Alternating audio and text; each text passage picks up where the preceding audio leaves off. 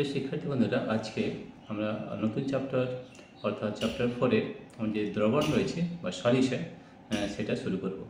তো দেখো, এই দ্রবণ বা সলিউশন কী সেটা আগে জানবো। তার কি বিভিন্ন সংজ্ঞা রয়েছে, সেই সংজ্ঞাগুলো আমরা এই যে সাঁতরা পাবলিকেশনের বই থেকে নেওয়া হয়েছে এবং সেখান থেকে তোমাদের যে ডেফিনেশন কী কী সংজ্ঞা রয়েছে সেগুলো আলোচনা করব। তো দেখো, আমরা চলে যাচ্ছি আমাদের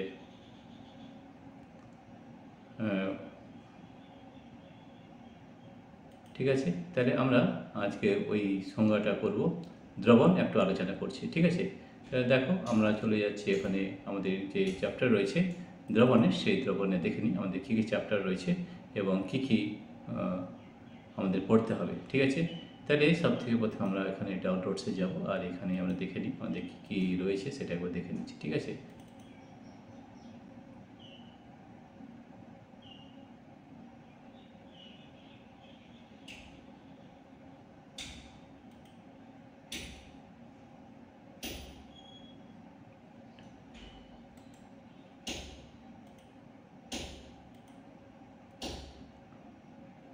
আমরা তাহলে দেখব যে আমাদের কী কী চ্যাপ্টারের মধ্যে রয়েছে যেমন দ্রবণ বা সলিউশন। ঠিক আছে, আমরা একটু পড়ে দেখব, তারপরে আমরা এটা আবার আলোচনা করব যে কিভাবে এটা আরও ভালোভাবে প্রস্তুত করা যায় সেটা নিয়ে আলোচনা করছি। ঠিক আছে, তো সবথেকে প্রথমে এটা একটু বড় করে নিতে হবে, তাহলে বড় করলে আমাদের সুবিধা হবে।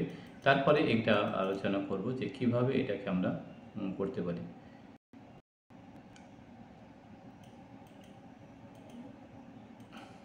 ঠিক আছে, এটাই যথেষ্ট। তাহলে দেখো, যে সলিউশন বা দ্রবণ আমরা একটু বড় করে নিচ্ছি। ঠিক আছে, এই সলিউশন বা দ্রবণ, ঠিক আছে, এটা একটি গ্লাসে কিছুটা জল নিয়ে তাতে 1 চামচ চিনি মিশিয়ে ভালো করে নাড়লে চিনি জলে অদৃশ্য হয়ে যায়। আমরা জানি চিনি মেশানো জলের উপরের অংশ থেকে বা মাঝের অংশ থেকে কিংবা নিচের অংশ থেকে 1 চামচ করে নিয়ে তার স্বাদ নিলে দেখা যাবে সব অংশের স্বাদ সমান মিষ্টি। এতে বোঝা যায় চিনি জলে দ্রবীভূত হয়ে একটি সমসত্ব মিশ্রণ তৈরি করেছে। জলের চিনির এই সমসত্ব মিশ্রণকে বলে দ্রবণ। ঠিক আছে, দ্রবণ দুটো জিনিস যে তৈরি হয়, একটা হচ্ছে সলিড এবং একটা হচ্ছে সলভেন্ট। এটা আমরা পরে আসছি আর কি, দ্রাব্য এবং দ্রাবক। ঠিক আছে, চিনি জলের এই দ্রবণে চিনির পরিমাণ কম এবং চিনি জলে দ্রবীভূত হয়েছে। এই দ্রবণে চিনি হলো দ্রাবক, আবার এই দ্রবণে জলের পরিমাণ বেশি এবং জল ও দ্রবণ উভয়ই ভৌত অবস্থা একই, অর্থাৎ একই তরল। এখানে জলকে বলে দ্রাবক। ঠিক আছে, এটা আমাদের সংজ্ঞা হচ্ছে যে 2 বা ততোধিক পদার্থকে কঠিন, তরল বা গ্যাসীয় মেশালে যদি একটি সমসত্ব মিশ্রণ উৎপন্ন হয় এবং ওই মিশ্রণের উপাদানগুলির আপেক্ষিক পরিমাণ যদি একটি নির্দিষ্ট সীমা পর্যন্ত পরিবর্তন করা সম্ভব হয়, তবে এই মিশ্রণকে দ্রবণ বলে। ঠিক আছে, দ্রবণের দুটি অংশ থাকে, যেমন দ্রাবক এবং দ্রাবক। দুটি পদার্থের সমসত্ব মিশ্রণে যে দ্রবণ উৎপন্ন হয়, সেই দ্রবণে যে পদার্থটির পরিমাণ অন্য পদার্থের চেয়ে কম থাকে অথবা তরল কঠিনের মিশ্রণে যে পদার্থটি তরলে দ্রবীভূত হয়ে যায় তাকে দ্রাবক বলে। যেমন যেখানে আমরা মনে হচ্ছে জল হচ্ছে দ্রাবক এবং যে জলের মধ্যে যদি চিনি মেশানো হয় তাহলে চিনি হচ্ছে দ্রাবক এবং জল হচ্ছে দ্রাবক এবং দুটো মিলে হবে দ্রবণ। ঠিক আছে, তাহলে সমসত্ব মিশ্রণে যে পদার্থ বা উপাদান বেশি পরিমাণে থাকে এবং যার মধ্যে দ্রবীভূত হয়, যার ভৌত অবস্থা উৎপন্ন দ্রবণটির ভৌত অবস্থা নির্ধারণ করে, তাকে দ্রাবক বলে। তাহলে দ্রবণ সমান আমাদের কী হচ্ছে, দ্রাবক প্লাস দ্রাবক। তাহলে খুব সহজভাবে বোঝা যায় এই যে আমরা চিনি একটা গ্লাস নিলাম, সেখানে আমরা একটা জল নিলাম এবং যদি এখানে চিনি মিশিয়ে দিই, চিনি খুব কম পরিমাণে আছে, যেটা কম পরিমাণে থাকবে সেই ক্ষেত্রে এটা আমরা বলবো দ্রাবক, এবং যেটা বেশি পরিমাণে থাকবে এটা হচ্ছে দ্রাবক, এবং দুটো মিল হচ্ছে দ্রবণ বা সলিউশন। ঠিক আছে, যেমন আমাদের সংকর ধাতু, সুতরাং দ্রবণ হলো দ্রাবকের সমসত্ব মিশ্রণ। দ্রবণ সমান দ্রাবক প্লাস দ্রাবক। আমাদের যেন সংকর ধাতু আছে, এক বা একাধিক ধাতুর সঙ্গে অন্য কোনো ধাতু অধাতুর মিশ্রণের সংকর ধাতু প্রস্তুত হয়। তাদের উপাদানগুলিকে কোনো ভৌত প্রক্রিয়ায় পৃথক করা যায় না, কিন্তু সংকর ধাতুকে একটি মিশ্রণ বলা হয় কারণ এর উপাদানগুলির ধর্ম বজায় থাকে বিভিন্ন অনুপাতে। তাই সংকর ধাতুকে আমরা মিশ্রণ বলতে পারি। ঠিক আছে, পিতল হলো একটি মিশ্রণ যার মধ্যে 30% জিঙ্ক এবং 70% কপার থাকে। সমসত্ব মিশ্রণের প্রতিটি অংশের সংযুক্তি এবং ধর্ম কিন্তু সমান হবে। বিস্তৃত তন্ত্র, দ্রবণে উপস্থিত দ্রাবককে সাধারণত বিস্তার মাধ্যম এবং দ্রাবকে বিস্তৃত দশা বলে। সাধারণভাবে বলা যায় যে বিস্তৃত দশা ও বিস্তার মাধ্যম মিলিত হয়ে বিস্তৃত তন্ত্র গঠন করে। দ্রবণ হলো এক প্রকার বিস্তৃত তন্ত্র। বিস্তৃত তন্ত্র সমান হচ্ছে বিস্তৃত দশা এবং বিস্তার মাধ্যম, তাই তো। তো দ্রবণের প্রকারভেদ দেখো আমাদের কী কী রয়েছে। দ্রাবক ও দ্রাবের ভৌত অবস্থার উপর নির্ভর করে বিভিন্ন প্রকার দ্রবণ পাওয়া যায়। তাহলে তরলে কঠিন পদার্থের দ্রবণ, তরলে কঠিন, তাহলে দেখো দ্রাবক হবে তরল এবং দ্রাবক যদি কঠিন হয় তাহলে উদাহরণ আমরা দেওয়া আছে জলের মধ্যে চিনি বা লবণ প্রভৃতি মেশালে এইরকম দ্রবণ উৎপন্ন হয়। তরল তরল পদার্থের দ্রবণ, এটা হতে পারে তরল দ্রাবক এবং তার দ্রাবকও হতে পারে, মানে অ্যালকোহল এবং জলের মিশ্রণ, রাইট। তাহলে আমাদের এই অ্যালকোহল ও জলের মিশ্রণ, অ্যালকোহল পরিমাণ জলের তুলনায় কম, তাহলে জলটা হয়ে যাবে আমাদের দ্রাবক এবং দ্রাবক হয়ে যাবে অ্যালকোহল। তরলে গ্যাসীয় পদার্থের মিশ্রণ দ্রবণ, তাহলে তরল গ্যাসীয়, তাহলে দ্রাবক হচ্ছে গ্যাসীয় এবং দ্রাবক হচ্ছে তরল, যেমন সোডা ওয়াটার, উচ্চচাপে জলে দ্রবীভূত কার্বন ডাইঅক্সাইড, তাই তো। তাহলে আমাদের কার্বন ডাইঅক্সাইডটা কি হচ্ছে গ্যাসীয় আর তরলটা কি হচ্ছে সোডা ওয়াটার, ঠিক আছে। তাহলে কঠিনের তরল পদার্থের দ্রবণ, যে কঠিনের তরল সোডিয়াম অ্যামালগাম, সোডিয়াম ও পারদের দ্রবণ, সোডিয়াম ও পারদের দ্রবণ, ঠিক আছে। তাহলে আমাদের যে দ্রাবক সেটা হচ্ছে তরল এবং দ্রাবক হচ্ছে আমাদের কঠিন সোডিয়াম অ্যামালগাম, ঠিক আছে। কঠিনের দ্রবণ, কঠিন পিতল তামাক দস্তা, এই যে সংকর ধাতু যেটা আমরা বলছিলাম সেটাই কঠিনে দ্রবণ হবে, কিন্তু মানে সংকর ধাতুও কিন্তু এক ধরনের দ্রবণ আমরা বলতে পারি। কঠিন গ্যাসের দ্রবণ, কঠিন গ্যাস প্যালেডিয়াম নিকেল ধাতু হাইড্রোজেন গ্যাস শোষণ করে সংসপ্ত মিশ্রণ তৈরি করে। তাহলে দেখো আমাদের দ্রাবক এখানে গ্যাস এবং দ্রাবক হচ্ছে কঠিন প্যালাডিয়াম, ঠিক আছে। তাহলে এগুলো হচ্ছে আমাদের গ্যাসের দ্রবণে আমরা জানি গ্যাসের সঙ্গে গ্যাস বায়ু, এখানে নাইট্রোজেন দ্রাবক এবং অক্সিজেন দ্রাবক, কারণ অক্সিজেন কম পরিমাণে আছে, নাইট্রোজেন আছে বেশি পরিমাণে, তাহলে এটা আমরা বলতে পারি গ্যাসে দ্রবণ। প্রকৃত দ্রবণ, কলোয়েড দ্রবণের প্রলম্বন, এটা খুব বেশি important, true solution, colloidal solution আর সাসপেনশন। আমাদের সবথেকে ইম্পর্টেন্ট হচ্ছে কলোয়েডাল সলিউশন। তো প্রকৃত দ্রবণ কাকে, জলের মধ্যে চিনি দ্রবীভূত করলে চিনির কণা বিভাজিত হয়ে ক্ষুদ্রতম কণায় পরিণত হয় এবং জলের অণুর ফাঁকে ফাঁকে সমসত্ত্বভাবে মিশে যায় এবং চিনি অদৃশ্য হয়। এই রকম মিশ্রণকে দ্রাবক ও দ্রাবের কোনো পার্থক্য বোঝা যায় না, ফলে জলে দ্রবীভূত চিনির কণাগুলির ব্যাস -8 সেন্টিমিটার বা এর চেয়ে ছোট হয়। এই ধরনের মিশ্রণকে প্রকৃত দ্রবণ বলে, ঠিক আছে। এটা আমাদের প্রকৃত দ্রবণ। এছাড়াও আমাদের বিভিন্ন আরও রয়েছে, সেটা একটু আমরা জেনে নিই। যেমন হচ্ছে আমাদের এরপরে আমাদের আরেকটা জিনিস রয়েছে, সেটা হচ্ছে এটার মধ্যে কী কী রয়েছে সেটা একবার দেখে নিই।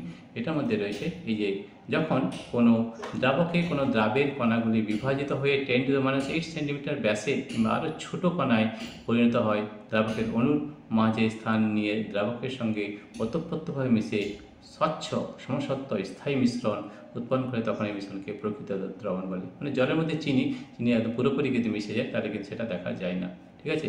আমাদের এখানে ধরা যাক কয়েকটি পদার্থকে BCD গ্রুপে ভাগ করো। এখানে আমার একটা পরীক্ষা করে দেখানো হয়েছে যে কোনো ভাগ করা হলো, কোন পদার্থে কোন গ্রুপে নেওয়া হবে তা দেখানো হলো। A গ্রুপে কিছু কপার সালফেট কেলাস নেওয়া হলো, 1 চামচ খাদ্য লবণকে B গ্রুপে নেওয়া হলো এবং চকের গুঁড়ো বা গমের ভুসিকে C গ্রুপে নেওয়া হলো, D গ্রুপে অ্যারারুট বা বার্লি নেওয়া হলো। প্রতিটি গ্রুপকে একটি বিকারের জলে মেশানো হলো এবং গ্লাস রড দিয়ে নাড়ানো হলো।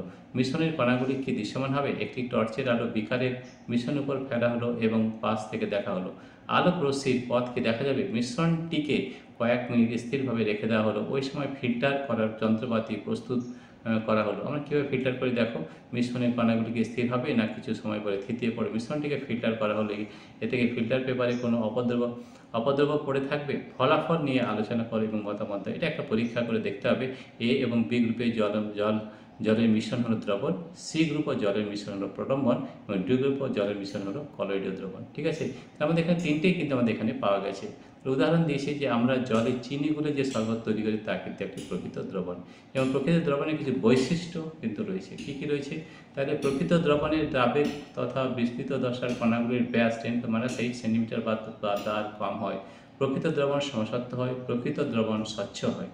প্রকৃত দ্রবণের দ্রাবের কণা ফিল্টার কাগজ বা পার্চমেন্ট কাগজের মধ্যে দিয়ে সহজেই যেতে পারে। ফিল্টার কাগজের মধ্যে কিন্তু যেতে পারে, এই ধরনের ফিল্টার কাগজ হয়, ঠিক আছে। প্রকৃত দ্রবণের দ্রাবের কণাগুলি খালি চোখে বা উচ্চ শক্তি সম্পন্ন অনুবীক্ষণ যন্ত্রের সাহায্যেও দেখা যায় না। প্রকৃত দ্রবণের কণাগুলি ব্রাউনীয় গতি বা টিন্ডল ধর্ম দেখা যায় না। টিন্ডল এফেক্ট একটা আছে আমাদের, সেটা আমরা পরে আলোচনা করছি। তো প্রকৃত দ্রবণের কণাগুলি ব্রাউনীয় গতি ও টিন্ডল ধর্ম কিন্তু দেখা যায় না। কলয়েডীয় দ্রবণ কী কী আছে? বার্লি, সাগু, আঠা ইত্যাদি পদার্থগুলি জলে মেশালে জল অস্বচ্ছ হয়ে যায়, কিন্তু মিশ্রণকে অনেকক্ষণ স্থিরভাবে রেখে দিলেও কণাগুলি থিতিয়ে পড়ে না। এই কণাগুলির ব্যাস মোটামুটি 10⁻5 সেন্টিমিটার থেকে 10⁻7 সেন্টিমিটার হয়। এই কণাগুলি জলের অণুগুলির ফাঁকের মধ্যে মিশে যায় না, কণাগুলি জলের মধ্যে ইতস্তত ঘুরে বেড়ায়, প্রলম্বিত অবস্থায় থাকে। এই ধরনের মিশ্রণকে বলে কলয়েডীয় দ্রবণ। যখন কোনো দ্রাবকের মধ্যে অন্য কোনো অদ্রাব্য পদার্থের সূক্ষ্ম কণা অর্থাৎ 10⁻5 সেন্টিমিটার 10⁻7 সেন্টিমিটার ব্যাসের প্রলম্বিত অবস্থায় ইতস্তত ঘুরে বেড়ায় অথচ দ্রবীভূত না হয়ে একটি অস্বচ্ছ এবং অসমসত্ব মিশ্রণ উৎপন্ন করে, যে মিশ্রণ থেকে কণাগুলি ফিল্টার কাগজের মধ্যে দিয়ে সহজেই যেতে পারে কিন্তু পার্চমেন্ট কাগজের মধ্যে দিয়ে যেতে পারে না, তখন সেই অস্বচ্ছ অসমসত্ব স্থায়ী মিশ্রণকে কলয়েডীয় দ্রবণ বলে। উদাহরণ, যদি ভাত তৈরি করার সময় আমরা যে ফ্যান পাই তা কিন্তু একটি কলয়েডীয় দ্রবণ। গরম জলে বার্লি মিশিয়ে যে মিশ্রণ পাই সেটিও কিন্তু কলয়েডীয় দ্রবণ। কলয়েডীয় দ্রবণের কী কী বৈশিষ্ট্য রয়েছে সেটা কিন্তু আমাদের জানতে হবে। কলয়েডীয় দ্রবণের বিস্তৃত দশার ব্যাস হচ্ছে 10⁻5 সেন্টিমিটার থেকে 10⁻7 সেন্টিমিটার, এটা কিন্তু মনে রাখতে হবে। কলয়েডীয় দ্রবণ অসমসত্ব হয়, এই দ্রবণ অস্বচ্ছ হয়। কলয়েড কণা ফিল্টার কাগজ ভেদ করতে পারে কিন্তু পার্চমেন্ট কাগজ ভেদ করতে পারে না। কলয়েড কণা খালি চোখে দেখা যায় না, কিন্তু উচ্চ শক্তি সম্পন্ন অনুবীক্ষণ যন্ত্রের সাহায্যে দেখা যায়। কলয়েডের মধ্যে তীব্র আলোক রশ্মি চালনা করলে কলয়েডের কণাগুলি দ্বারা ওই আলোক রশ্মি প্রতিফলিত হয় এবং ক্ষুদ্র কণাগুলি আমরা দেখতে পাই। এই কণাকে টিন্ডল প্রভাব বলে। কলয়েডীয় দ্রবণ ব্রাউনীয় গতি প্রদর্শন করে। ঠিক আছে, তাহলে আমাদের ব্রাউনীয় গতি কিন্তু এখানে প্রদর্শন করে কিসের ক্ষেত্রে? কলয়েডীয় দ্রবণের ক্ষেত্রে। ঠিক আছে, এরপরে যেটা আমাদের রয়েছে সেটা আমরা আরেকবার দেখে নিচ্ছি। এরপরে যেটা রয়েছে সেটা হচ্ছে এখানে, এইটা একটু দেখে নিই আমাদের কী কী রয়েছে তার মধ্যে। এটা হচ্ছে আমাদের ক্রিস্টালয়েড দ্রবণ। মধ্যস্থ যে সমস্ত পদার্থ পার্চমেন্ট কাগজ বা উদ্ভিজ্জ বা প্রাণীজ ঝিল্লির মধ্যে দিয়ে সহজে ব্যাপিত হয় এবং দ্রবণ থেকে সহজে কেলাসিত হয়, সেই সমস্ত পদার্থকে ক্রিস্টালয়েড নামে পরিচিত। এটা ক্রিস্টালয়েড বলা হয়। ঠিক আছে, তাহলে এতগুলো জিনিস আমরা জানলাম। এরপর যে প্রলম্বন বা সাসপেনশন, এটাও খুব বেশি ইম্পর্ট্যান্ট রয়েছে। একটি গ্লাসে কিছুটা জল নাও, এবার ওই জলে 1 চামচ বালি মিশিয়ে জলটাকে ভালো করে নাড়াও, কি দেখা গেল? এবার গ্লাসটিকে টেবিলের ওপর অনেকক্ষণ স্থিরভাবে রেখে দাও। এখন কি দেখা গেল? গ্লাসের জলে বালি মিশিয়ে নাড়ালে মিশ্রণটি অস্বচ্ছ ও ঘোলা হয়ে যায়। কণাগুলি জলের মধ্যে ইতস্তত ঘুরে বেড়ায়। এই ঘোলা মিশ্রণটিকে অনেকক্ষণ স্থিরভাবে রেখে দিয়ে অপেক্ষাকৃত ভারী কণাগুলি অভিকর্ষ বলের জন্য পাত্রের নিচে গিয়ে দিকে যায় এবং থিতিয়ে পাত্রের তলায় জমা হয়। সূক্ষ্ম কণাগুলি প্রলম্বিত অবস্থায় থাকে। এই অদ্রাব্য কণাগুলির ব্যাস 10⁻4 সেন্টিমিটার বা তার চেয়ে বেশি হয়। অদ্রাব্য কণার সূক্ষ্ম চূর্ণ জলের এই অসমসত্ব মিশ্রণকে প্রলম্বন বা সাসপেনশন বলে। যখন কোনো কঠিন পদার্থ সাধারণত কোনো তরল দ্রাবকের মধ্যে 10⁻4 সেন্টিমিটার বা তার চেয়ে অধিক ব্যাস বিশিষ্ট ক্ষুদ্র কণায় বিভাজিত হয়ে অস্বচ্ছ অসমসত্ব এবং অস্থায়ী মিশ্রণ উৎপন্ন করে, মিশ্রণে অবস্থিত দ্রাবের কণাগুলি ফিল্টার কাগজ বা পার্চমেন্ট কাগজের মধ্যে দিয়ে যেতে পারে না, তখন এই মিশ্রণকে প্রলম্বন বা সাসপেনশন বলে। কারণ জলের মধ্যে বালি বা চকের গুঁড়ো বা মাটি মিশিয়ে ভালোভাবে ঝাঁকালে প্রলম্বন বা সাসপেনশন উৎপন্ন হয়। ছোট পুকুরে অনেক জল একসঙ্গে সাঁতার কাটলে পুকুরের জল ঘোলা হয়ে যায়। পুকুরের ঘোলা জলকে একটি হচ্ছে সাসপেনশন। প্রলম্বনের বৈশিষ্ট্য কী কী সেটাও কিন্তু আমাদের জানতে হবে। প্রলম্বনের দ্রাবের বা বিস্তৃত দশার কণাগুলির ব্যাস 10⁻4 সেন্টিমিটার বা তার বেশি হয়। প্রলম্বন অসমসত্ব, প্রলম্বন অস্বচ্ছ হয়। প্রলম্বনের দ্রাবের কণাগুলি ফিল্টার কাগজ ও পার্চমেন্ট কাগজ ভেদ করে যেতে পারে না। প্রলম্বনের দ্রাবের কণাগুলি সাধারণ অনুবীক্ষণ যন্ত্রের সাহায্যে এমনকি খালি চোখেও দেখা যায়। ঠিক আছে, এবার দেখেন এখানে প্রকৃত দ্রবণ দেখা যায় ব্যাস 10⁻8 সেন্টিমিটার বা তার কম। কলয়েডীয় দ্রবণের ব্যাস -5 সেন্টিমিটার থেকে 10⁻7 সেন্টিমিটার এবং প্রলম্বনের 10⁻4 সেন্টিমিটার বা তার বেশি। বিভিন্ন কলয়েডীয় দ্রবণের প্রস্তুতি: গরম জলে স্টার্চ, জেলেটিন, প্রোটিন, গাম ইত্যাদি জলাকর্ষী পদার্থগুলিকে মিশিয়ে ঝাঁকালে সহজেই কলয়েডীয় দ্রবণ তৈরি হয়। অতিরিক্ত পরিমাণ জলের মধ্যে অল্প পরিমাণ তেল মিশিয়ে খুব ভালোভাবে ঝাঁকালে কলয়েডীয় দ্রবণ তৈরি হয়। এই ধরনের কলয়েডীয় দ্রবণকে বলে ইমালশন। জলের মধ্যে সাবান বা ডিটারজেন্ট মিশিয়ে খুব ভালোভাবে নাড়ালে ফেনা উৎপন্ন, এই ফেনা এক প্রকার কলয়েডীয় দ্রবণ। সোডিয়াম থায়োসালফেটের লৌহীয় জলীয় দ্রবণে সালফিউরিক অ্যাসিড যোগ করলে কলয়েডীয় সালফার পাওয়া যায়। আচ্ছা, Na2H2O3 plus H2SO4, Na2SO4 plus H2O plus SO2 plus S কলয়েডীয় সালফার আমাদের এখানে পাওয়া যায়। প্রকৃত দ্রবণ, কলয়েডীয় দ্রবণ ও প্রলম্বনের তুলনা, কম্পারিজন এবং ট্রু সলিউশন, কলয়েডাল সলিউশন এবং সাসপেনশন এর মধ্যে পার্থক্য কী কী? প্রকৃত দ্রবণের চেয়ে দ্রাবক কণার ব্যাস 10⁻8 সেন্টিমিটার বা তার কম হয়। কলয়েডীয় দ্রবণ কি? কলয়েড কণার ব্যাস 10⁻5 সেন্টিমিটার থেকে 10⁻7 সেন্টিমিটার হয়। প্রলম্বনে কণার ব্যাস 10⁻4 সেন্টিমিটার বা তার বেশি হয়। প্রকৃত দ্রবণ সমসত্ব হয়, কলয়েডীয় দ্রবণ অসমসত্ব হয়। প্রলম্বন অসমসত্ব হয়। ঠিক আছে, আমরা আজকে এইটুকুই করবো, পরের ভিডিওতে আমরা দেখব পরে আর কি রয়েছে, শুধু এইটুকু আমরা পার্থক্যটা জেনে নিই। পরের ভিডিওতে আমরা জানবো পরের ব্যাপারগুলো আরও কী কী রয়েছে। তো এদের প্রকৃত দ্রবণে কি এই দ্রবণ স্বচ্ছ হয়, এই দ্রবণ অস্বচ্ছ হয়। কলোয়েড দ্রবণ প্রলম্বনে কিন্তু প্রলম্বন অস্বচ্ছ হয়। দ্রাবকণা ফিল্টার কাগজ ও পার্চমেন্ট কাগজ ভেদ করতে পারে। কলোয়েডে কী হয়, কলোয়েড কণা ফিল্টার কাগজ ভেদ করতে পারে কিন্তু পার্চমেন্ট কাগজ ভেদ করতে পারে না।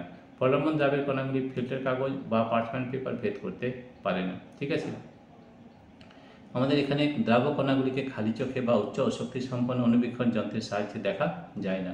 কলয়েড কণা খালি চোখে দেখা যায় না কিন্তু উচ্চ শক্তি সম্পন্ন অনুবীক্ষণ যন্ত্রের সাহায্যে দেখা যায়। এবং প্রলম্বনের ক্ষেত্রে প্রলম্বনের দ্রাবের কণা সাধারণ অনুবীক্ষণ যন্ত্রের সাহায্যে এমনকি খালি চোখেও দেখা যায়। তাহলে দেখো আজকে এই পর্যন্ত থাকবে, পরের ভিডিওতে আমরা অন্য জিনিসগুলো করব। ঠিক আছে, তো প্রিয় শিক্ষার্থী বন্ধু, আজকে আমরা যেটা আলোচনা করলাম সেটা যে প্রকৃত তরঙ্গ, কলয়েডীয় দ্রবণ এবং প্রলম্বন বা সাসপেনশন।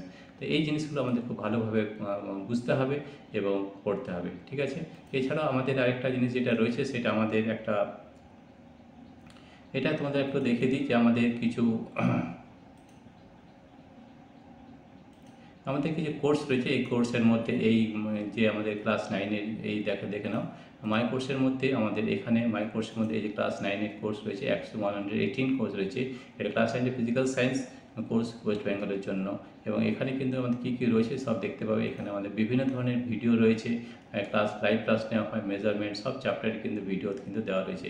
এছাড়াও বিভিন্ন ধরনের আমাদের প্র্যাকটিক্যাল ক্লাসও কিন্তু রয়েছে। দেখো এখানে সাইফনের প্র্যাকটিক্যাল করানো হয়েছে, প্র্যাকটিক্যাল ক্লাস রয়েছে, বার্নারের প্রিন্সিপাল সেটাও কিন্তু প্র্যাকটিক্যাল ক্লাস কিন্তু এই ধরনের সব কিন্তু রয়েছে। এছাড়া আমাদের প্রজেক্ট যেটা রয়েছে, প্রজেক্টে দেখতে পাবে তোমরা, দেখা গেল কেস স্টাডি নিয়ে আমাদের বিশেষ সমীক্ষা নিয়ে আলোচনা করা হয়েছে। এছাড়া বিভিন্ন প্রজেক্ট যেটা রয়েছে সেগুলো সব আমাদের করে দিয়েছি। ক্রিয়েটিভ রাইটিংয়ে দেখো, ক্রিয়েটিভ রাইটিং রয়েছে, তো সব প্রসেসগুলো আমরা কিন্তু করে দিয়েছি এই ভিডিওর মধ্যে সব পাবে। এছাড়াও কিন্তু আমাদের এই কোর্সের মধ্যে আরও বিভিন্ন ধরনের আমাদের ভিডিও রয়েছে, যেমন এই ক্লাস 10-এর এই কম্পিউটার কোর্স রয়েছে। ঠিক আছে, কম্পিউটার সায়েন্স ক্লাস 12-এর জন্য রয়েছে, কম্পিটিটিভ এক্সামের জন্য রয়েছে, how to grow on YouTube, এটাও দেখতে পারো। বিভিন্ন ধরনের কিন্তু কীভাবে গ্রো করতে হয় সেটা জানা রয়েছে। আর অটোক্যাড রয়েছে, রিভিট রয়েছে, এছাড়াও বিভিন্ন প্রজেক্ট রয়েছে যেটা তোমরা ডাউনলোড করতে পারবে। রাইট, প্রিয় শিক্ষার্থীবৃন্দ, তোমাদের যদি এই ভিডিওটি ভালো লেগে থাকে তাহলে প্লিজ সাবস্ক্রাইব, লাইক ও শেয়ার করবে। Thank you everybody for watching this video.